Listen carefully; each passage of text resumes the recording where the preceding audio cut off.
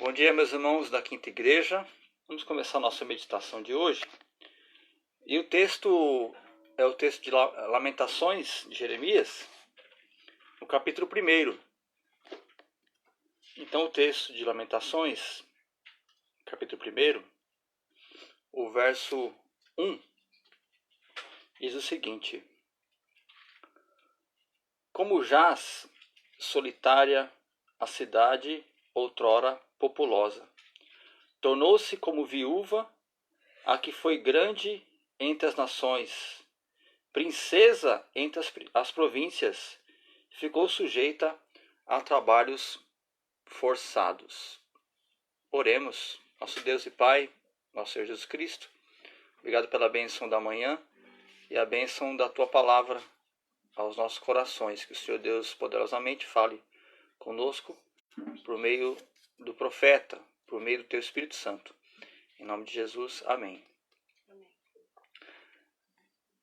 Rigorosamente falando, o livro de Lamentações ele é anônimo. A obra em si não nomeia o seu autor, mas Lamentações tem sido atribuído ao profeta que também escreveu, Jeremias. Lamentações foi escrito por uma testemunha ocular da queda, tanto da queda como do cerco de Jerusalém. Então temos algumas pistas sobre a autoria do livro que provém de outros documentos. Nós temos a tradução grega do Antigo Testamento, que é a Septuaginta, e fornece na tradução o seguinte, lá no texto de 2 Crônicas 35:25, fala o seguinte: Jeremias compôs uma lamentação sobre Josias, e todos os cantores e cantoras, nas suas lamentações, se têm referido a Josias até ao dia de hoje, porque as deram por prática em Israel e estão escritas no livro de Lamentações. Então é provável que realmente foi Jeremias ou um seu seguidor que escreveu essa grande obra. E Lamentações compõe-se de 5 capítulos. São, na verdade, as 5 lamentações. O que nos vem à mente, ou que contém o livro de Lamentações, é uma chamada Teodiceia. O que é a Teodiceia? É uma tentativa de explicar os métodos de Deus para a humanidade. Os métodos de Deus. Como Deus ele aflige a humanidade, como Deus ele trabalha não castigando e nem retribuindo, mas como ele vai lidando com a humanidade, até mesmo por meio do castigo, por meio da catástrofe. E Lamentações é um livro que vai falar sobre uma grande catástrofe. Jerusalém, a cidade santa, o povo de Israel, representado ali pelas tribos, vai sofrendo um cerco e um grande até massacre, ou seja, não há alimentação e é um sofrimento nacional. O livro de Lamentações, diferentemente, não trata de um sofrimento pessoal, como foi o de Jó. E Jó também é uma teodiceia, como Deus trata do sofrimento humano, como ele aflige o homem com sofrimento e ele mesmo trata. Então, o livro de Lamentações vai falar sobre uma tragédia nacional. Então, o primeiro lamento é um povo sofrendo pelo pecado. Aí você pode estar na sua casa depois, em algum lugar, falando o seguinte: será que tem a ver esse texto com agora o coronavírus? Será que tem alguma peste vindo aí por castigo à Itália? O Império Romano massacrou cristãos. Então alguém fala o seguinte: olha, agora existe um vírus que está agora castigando o povo italiano. Será que agora, depois do carnaval, Deus está enviando um vírus do Brasil? Não, não é isso. Não é isso. É algo que pode ser mencionado. Já tem alguém aqui, ouvi perto de casa, alguém falando que está relacionando com as 10 pragas do Egito e está querendo achar que o Egito é algum presidente ou algum faraó. Não, não é isso. Estão dizendo uma comparação de como Deus vê a questão do pecado e como ele castiga o pecado. Então o povo está sofrendo pelo pecado. Se nós estamos sofrendo agora coronavírus por questão de pecado, nós não sabemos, não podemos afirmar. Mas esse coronavírus também pode trazer, como trouxe na Itália, uma calamidade. Israel experimentou essa calamidade. Então, o primeiro lamento aqui, nós temos no texto, olha só a profundidade do profeta. Como jaz solitária a cidade outrora populosa. Então, quem sai hoje aí para ir para o shopping, para o metrô, o shopping está fechado, o metrô está vazio, o mercado está faltando já medicamentos, ou seja, álcool em gel, e é também algo que pode comparar com Jerusalém. Era populosa, era grandiosa, era bonita, era alegre, e agora Jeremias vê devastada. A grande diferença entre Jerusalém e o São Bernardo do Campo, o estado de São Paulo, é que ainda não veio a catástrofe. Não veio as mortes, não vieram as mortes. E já estamos ao contrário, já está vazio as coisas, né? Então as pessoas não se encontram mais. Então nós temos aqui no texto que há um grande lamento já. Então, Lamentações 1, verso 2, olha só como o profeta fala. Chora e chora de noite. Lamentações 1, verso 2. E as suas lágrimas lhe correm pelas faces. Não tem quem a console entre todos os que a amavam. Todos os seus amigos procederam perfidamente contra ela. Tornaram-se seus inimigos. Quem eram esses amigos que causaram a enfermidade, a desolação? Quem a esse povo o infortúnio, né? Uma linguagem bem antiga, infortúnio, ou seja, a falta de sorte. Foram os seus laços, foram, na verdade, nações amigas que se apadrinharam, enamoraram-se e levaram o povo à idolatria, e da idolatria veio o massacre de Nabucodonosor. Então há algo que eles provocaram. A questão do vírus, ninguém foi lá pegar o vírus e trazer para cá. A pessoa não sabia, né? É uma gripe, é uma enfermidade. Então não foi algo, eu vou fabricar um vírus na China e eu quero acabar com os americanos, com os alemães, italianos, franceses, que seja. Não foi assim. Mas no caso, esse sofrimento dos israelitas, nossos irmãos do passado, foram algo que eles procuraram através da desobediência. Então o texto prossegue dizendo o seguinte, verso 3, Judá foi levado ao exílio, afligido e sob grande servidão, habita entre as nações, não acha descanso. Todos os seus perseguidores o apanharam nas suas angústias. Então Jerusalém foi devastada. Nas palavras de um comentarista, ela chorou. E a essa altura, menos pelo que sofreu do que pelo que se tornou. Jerusalém havia sido traída pelos seus aliados, especialmente, como eu disse anteriormente, o Egito. Não tem quem a console entre todos as que amavam. Todos os seus amigos procederam perfidamente contra ela, tornaram-se seus inimigos. Você vai encontrar essa informação no verso 2, no verso 7, no verso 19.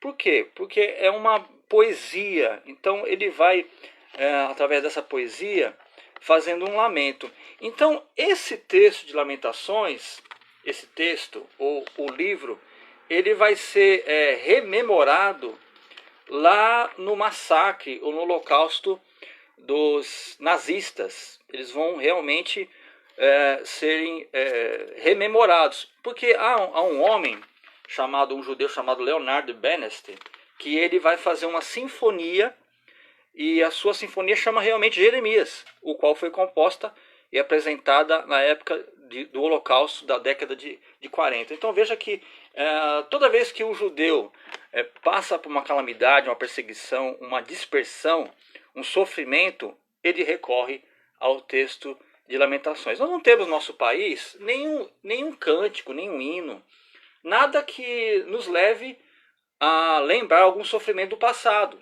Nós não temos. Nós temos o hino nacional, o hino da independência, o hino da bandeira, mas não tem nenhum hino, porque o nosso povo é um povo alegre, né? Um povo carnavalesco, um povo fervoroso. Então o israelita tinha esses cânticos, um cântico para lamentação, um cântico de alegria do ingresso ao templo. Então é uma cultura totalmente diferente. Então a cidade santa, olha só, essa cidade sofreu inúmeras perdas. Os peregrinos já não se aglomeravam. E veja hoje, nós temos um decreto que baixado pelo prefeito, um decreto-lei, um estado de emergência do governador, que realmente nos impede de nos aglomerar. Mas veja a grande diferença. Não veio um ataque ainda, né? Um ataque rigoroso do vírus. Mas aqui o povo de Israel estava sofrendo não pelo vírus, mas sofrendo pelo pecado. O pecado entrou no coração, o pecado entrou na mente, o pecado entrou na nação, e aí essa grande tragédia nos dias da sua aflição e no seu desterro. Irmãos, nas ruas as pessoas estavam desesperadas. Então veja no verso 11, eu vou dar somente um apanhado. O verso 11 fala o seguinte: todo o seu povo anda gemendo e à procura de pão. Deram eles as suas coisas mais estimadas a troco de mantimento para restaurar as forças. Vê, Senhor, e contempla, pois me tornei desprezível. Hoje, um álcool gel vale mais do que um pedaço de pão. Hoje, uma máscara vale mais até que uma moto. Porque as pessoas não querem ser contaminadas, não querem depender do sistema público e nem do sistema privado para poder se preservar. Então, estamos também em uma época de aperto. E, na verdade, nem aperto nós temos, que nem apertar a mão a gente não pode. Mas estamos numa situação muito difícil, porque não veio ainda o terror. Mas o que nos comove aqui é que o povo estava sofrendo pelos seus pecados. E a gente hoje está sofrendo uma questão econômica e até uma questão de reunião, que não pode se reunir, se aglomerar, por conta de um vírus invisível. E quando alguém espirra, quando alguém tosse, já queremos nos distanciar. Mas o caso aqui era diferente. Eles não poderiam mais se ajuntar porque não havia sacerdote, não havia templo. E hoje nós temos o templo, nós temos os religiosos, os sacerdotes romanos, sacerdotes de todas as vertentes religiosas, e nós não podemos nos reunir. Isso nos leva a pensar de o que tivemos deixado, né, de oportunidades, de liberdades, de desfrutarmos quando poderíamos, e agora estamos restritos. Jeremias também é aquele que está sofrendo. Ele fala no verso 11: vê, Senhor, e contempla, pois me tornei desprezível. Ele se tornou desprezível. Quando? Quando ele alertava acerca dos contatos do povo, do pecado chegando, e o povo desprezava e ele chorava. E agora, mais desprezível ainda, porque quem quer falar com Jeremias? Que esperança que há para o povo? O templo acabou. Os sacerdotes foram tomados, foram carregados. E está aí lá o profeta também com a falta do seu povo, da saúde. Então isso nos remete ao texto, ou o texto nos remete que nós precisamos mais buscar a presença de Deus enquanto se pode achar. O profeta Isaías disse a mesma coisa. Buscar enquanto se pode achar. Quantos agora talvez estão desejosos de participar de uma reunião, de uma congregação, ou até assistir o culto, né? Assistir o culto. E agora já não podem por tempo indeterminado. O pastor querendo estar com as suas ovelhas, abraçar as suas ovelhas, os seus irmãos, e agora não é possível. E quantos agora querem assistir o culto e não podem? Não têm o acesso à internet, não há o filho para levar para o avô, para a avó, para o tio, ou tem problemas, né, para acessar esse meio de mecanismo, esse dispositivo. Então, irmãos, vamos pensar muito bem as palavras do profeta, as lamentações. Há mais 4 lamentações, se possível podemos depois conversar um pouco, mas podemos aprender como Deus trata com o sofrimento. Ele consola. Ele consola. O verso 8, 9, quero voltar um pouquinho. A sua imundícia está nas suas saias. Ela não pensava no seu fim. Por isso caiu de modo espantoso. E não tem quem a console. Então esse povo estava vaidoso, estava contente, estava alegre nas suas festas. E de repente veio o cerco, veio o extermínio. E agora não há quem console. Então a gente pode até pensar sobre o Brasil na festa da Copa, no Carnaval. E de repente agora, o que valem as festas? O que vale o entretenimento? Se nem entretenimento mais está tendo na televisão, as novelas, por exemplo. Só tem notícia de coronavírus agora. Então, quem não tem a consolação do Espírito Santo, ele está perdido, está perdido. Então esse povo de Lamentações, você vai encontrar no capítulo 3, o profeta falando que as misericórdias do Senhor são a causa de não sermos consumidos. Então naquela época, as mulheres tinham os seus filhos, nascia os seus filhos, os bebezinhos, e elas mesmas comiam as crianças. Então tamanho era o aperto.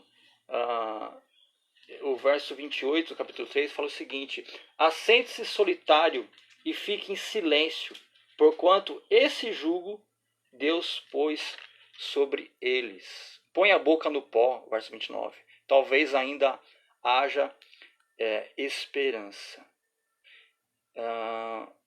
Hoje, com a questão do coronavírus, a doença, volto a falar que é o tema, querem culpar o chinês, querem culpar o presidente Bolsonaro, querem culpar todo mundo, querem culpar agora o Ronaldinho, o Lula por causa que não construiu hospitais, querem achar culpados. Mas só que, como Deus trata com isso?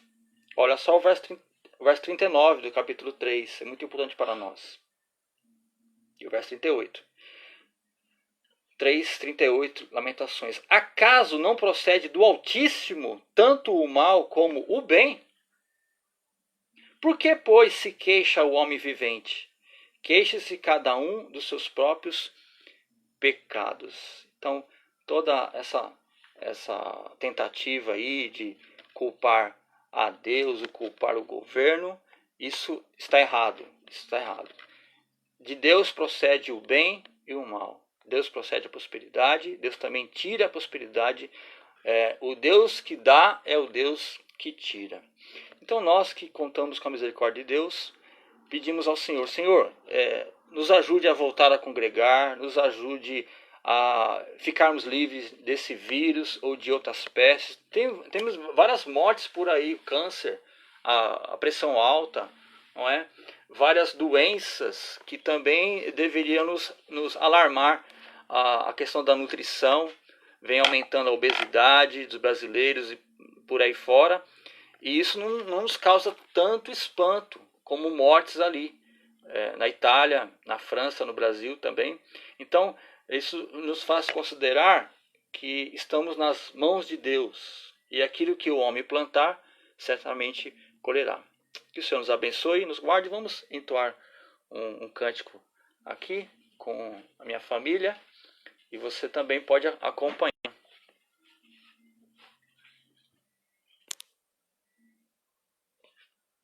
Que é o cântico Porque dele, por ele. É uma versão da Igreja Batista Lagoinha, Diante do Trono. E vamos aqui para o louvor.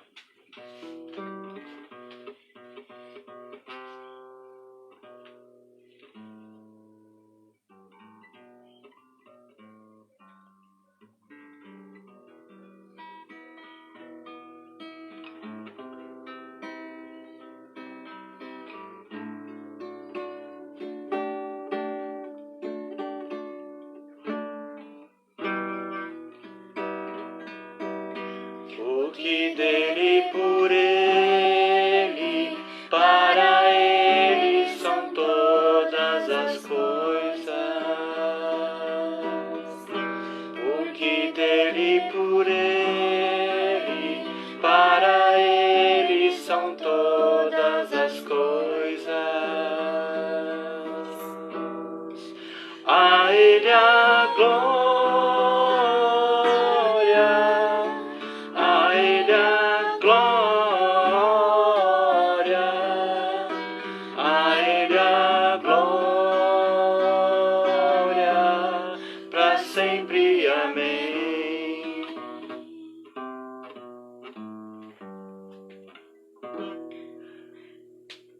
Com profundas riquezas, o saber, o conhecer de Deus. Quão insondáveis seus juízos e seus caminhos. A Ele a glória, a Ele a glória, a Ele a glória, para sempre. Amém. A Ele a glória.